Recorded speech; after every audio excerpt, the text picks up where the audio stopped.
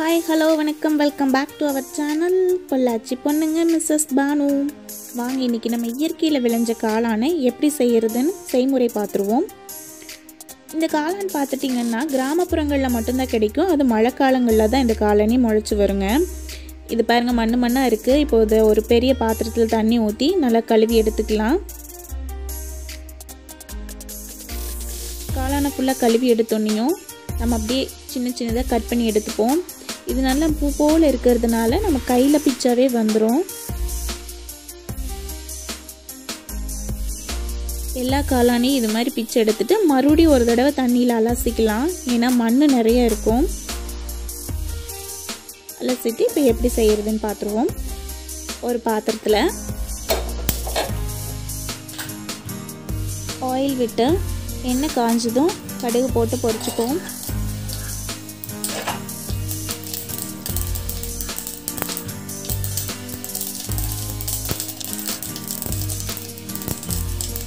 கடுகு பொரிஞ்சு வந்ததும் சின்ன வெங்காயம், பச்சை மிளகாய் ஒன்று, கருவேப்பிலை போட்டு வதக்கிக்கலாம்.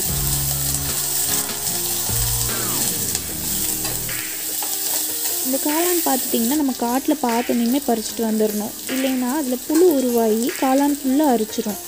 அதே மாதிரி நம்ம பிடுங்கிட்டு வந்ததுமே சமைச்சிடணும், இல்லைனாலும் புழு வந்துடும். இப்போ நம்ம சுத்தம் பண்ணி வச்ச காளானெல்லாம் வெங்காயத்து கூட போட்டு வதக்கி விட்டுருவோம்.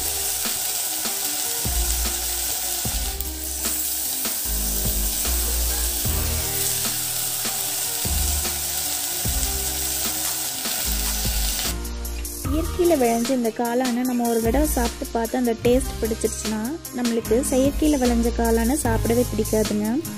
ஏன்னா இயற்கையோட காளான் சுவையை தான் நம்ம விரும்பி சாப்பிட தோணும்.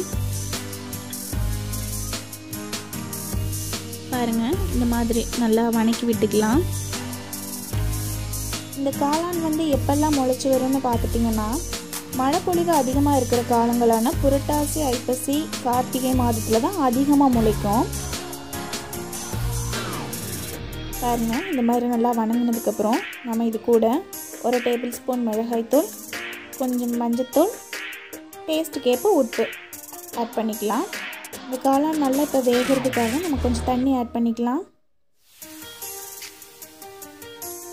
நல்லா கொதிக்கட்டும், மூடி வச்சுருவோம் கொஞ்ச நேரம். நல்லா கொதிச்சிருச்சு. இப்போது நம்ம தேங்காய் பூ கொஞ்சம் சேர்த்திக்கலாம்.